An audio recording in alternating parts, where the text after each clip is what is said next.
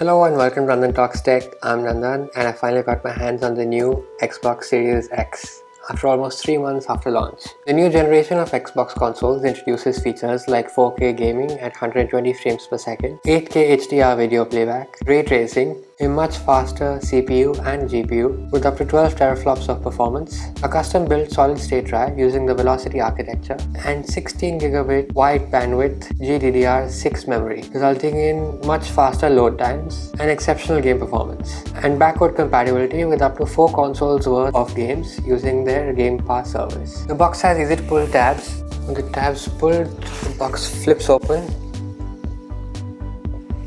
and inside we have the console itself nestled in its packaging. It's quite heavy. I'm going to pull it out and put it aside for now. Right below the console is a quick start guide, how to set up, etc, etc. And then we have the accessories box, which I'm pulling out now. Give myself a little more room.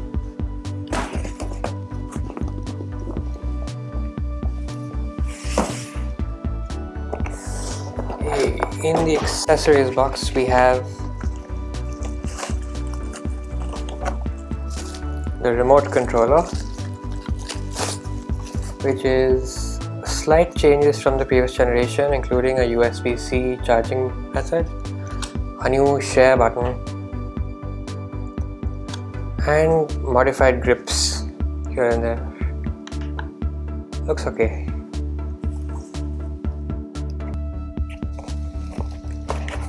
With the controller also 2 AA batteries.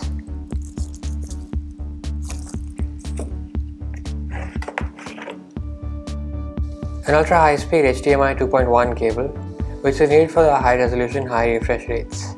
And it's always a good idea to use the cable supplied by them.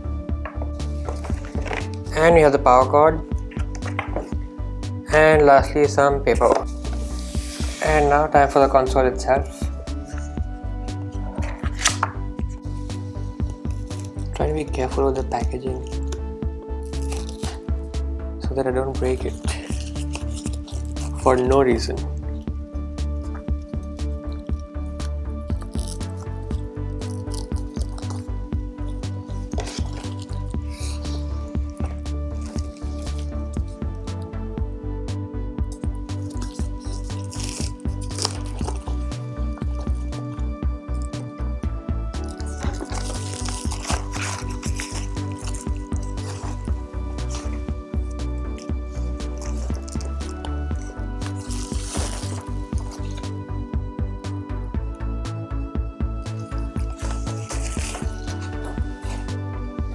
It's a nice monolithic design, minimalistic, and nobody can deny it's a box.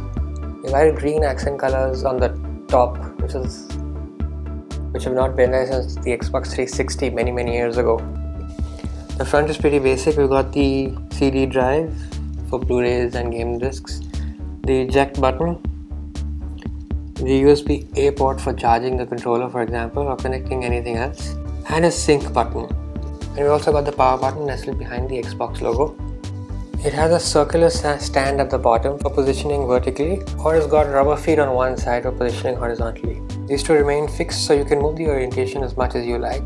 On the back we got 2 super speed USB-A ports, an Ethernet port, a power port, HDMI out, and a storage expansion slot. The storage expansion slot here fits a proprietary 1TB drive developed by Seagate, which at this time is the only one that matches the Velocity architecture of the internal drive, and will be required if I ever run out of space on this, but only for games that are optimized for Series X. For games that are not optimized for Series X, I can continue to use my old super speed USB disk drive, but because that's not quite as fast, it'll mean not as fast load times. Time to set it up.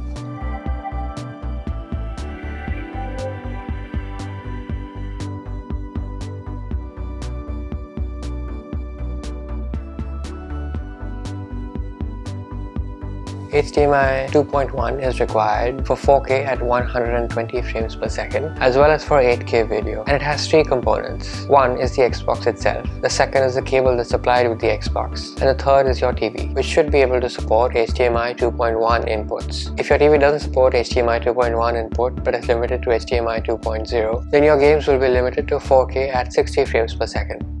Xbox Game Pass starts at ₹50 for the first month and then $6.99 per month. This includes over 100 games, all the benefits of Xbox Live Gold, and an EA Play membership. Game Pass includes a massive library of games all the way from the original Xbox through Xbox 360 and Xbox One, and more games keep getting added to it all the time. Xbox Game Pass is an excellent subscription to have that lets you play a large variety of games for a small monthly fee. Quick Resume lets you jump back into a game exactly where you left off. No saving required. You can switch between multiple games and they take a few seconds to load the exact spot where you left them. No loading screens, no start menus, no last save checkpoint.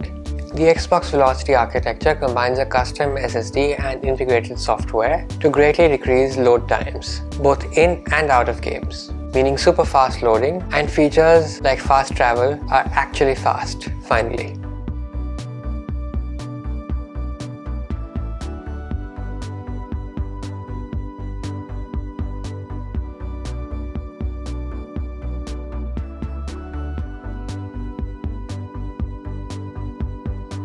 Smart Delivery ensures you only have to purchase a game once to play the best available version on whichever Xbox console you choose to play on. Games with Smart Delivery download all the data and graphics that can be played on your Xbox, nothing more and nothing less. The Xbox website gives a list of games optimized for the Series X and S, and they show up with the logo in the game's library. But what exactly it means to be optimized differs from developer to developer. The Assassin's Creed franchise is one of my personal favorites, and their latest game, Valhalla, is limited to 4K at 60 frames per second by their developer. Gears 5 is available to run at 120 frames per second, but is limited to 1080p at that frame rate.